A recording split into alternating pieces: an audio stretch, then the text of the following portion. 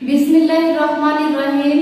आमी मोशाम्मद सेलिना खातुन गोरखाई इस्लामिया दाखिल माद्रासाয় আয়া পোস্টে চাকরি করি। আমার কাছে একদিন দৈনিক করতোয়া ও দৈনিক সংবাদ পত্রিকার পোষা উপজেলা প্রতিনিধি ডিএম রাশেদ আসেন এবং আমাকে নিয়োগ সংক্রান্ত কিছু প্রশ্নাবলী করেন। আমি বলি যে নিয়োগ স্বচ্ছ হয়েছে, সুপার সভাপতি তার উত্তর দিতে পারবেন, আমি টাকা দিয়ে কোনো নিয়োগ নেইনি। তিনি আমাকে জোরপূর্বক অনেক কথা বলেন, আমার মুখ থেকে অনেক কথা বলে ভিডিও করার চেষ্টা করেন। তারপর তিনি আমাকে এক পর্যায়ে নাম্বার দিয়ে বলেন যে আপনি আমার সাথে কথা বলবেন। আমি কথা বলায় তিনি আমার কাছে ঘুষ দাবি করেন এবং আমাকে কুপ্রস্তাব দেন। তিনি আমার কাছে 20,000 টাকা দাবি করেন। আমি একজন সাধারণ আয়া, আমি চাকরি করি, আমার অভাব অনটনের পরিবার, আমি কিভাবে তাকে 20,000 টাকা দিব?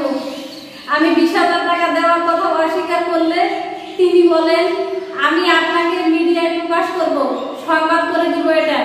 আমি তখন বললাম যে ভাইয়া আমার কোনো কিছু ব্যাঠিক নেই, আমার সব কিছু সঠিক আছে, আপনি কার কাছে কি শুনছেন না শুনছেন জানি না, দয়া করে পেপার করিয়েন না ভাই, সব ঠিক আছে, মানুষ যেটা বলছে এটা মিথ্যা, আমার উপর দয়া করেন।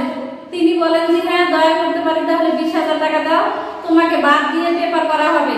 তা আমি বলছি যে না ভাইয়া আমার 20,000 টাকা দেওয়ার সামর্থ্য নেই। তখন তিনি আমাকে প্রস্তাব দিয়ে বলেন তাহলে কি দিয়ে খুশি করবে বলো?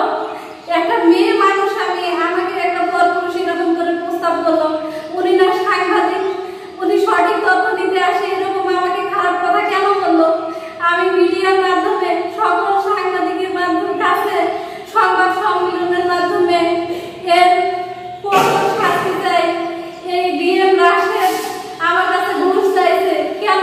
উনি একজন জনপ্রতিনিধি হয়ে সংবাদ সম্মেলনে এখানে আমার কাছে কেন ঘুষ চাইবেন? আমি তার শাস্তির দাবি করছি। আমি তার এই ঘটনার জন্য তীব্র নিন্দা জানাচ্ছি। আমি প্রমাণ সহকারে তার তীব্র নিন্দা জানাচ্ছি। আমার কাছে তার 5 থেকে 6টি কল রেকর্ড আছে। তিনি আমার কাছে টাকা চেয়েছেন, টাকা দেওয়ায় অস্বীকার হলে তিনি আমাকে কুপ্রস্তাব করেছেন। আপনারাই বলেন আমি একজন কারো কাছে মা, কারো স্ত্রী, কারো বোন, কেন আমাকে একজন সাংবাদিক এরকম প্রস্তাব করবে? আমি সকল সাংবাদিকের মাধ্যমে, পত্রিকার মাধ্যমে ডিএম রাশেদের কঠোর থেকে কঠোরতম শাস্তির আবেদন করছি। এই কথা বলে আমি আমার কথা শেষ করছি। আশা করছি আমি সুবিচার পাবো। গভর্নমেন্ট সঠিক থাকায় আমি তাকে টাকা দিতে অস্বীকার করি।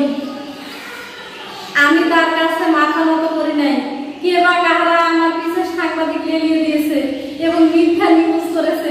আমি তার মিথ্যা নিউজের তীব্র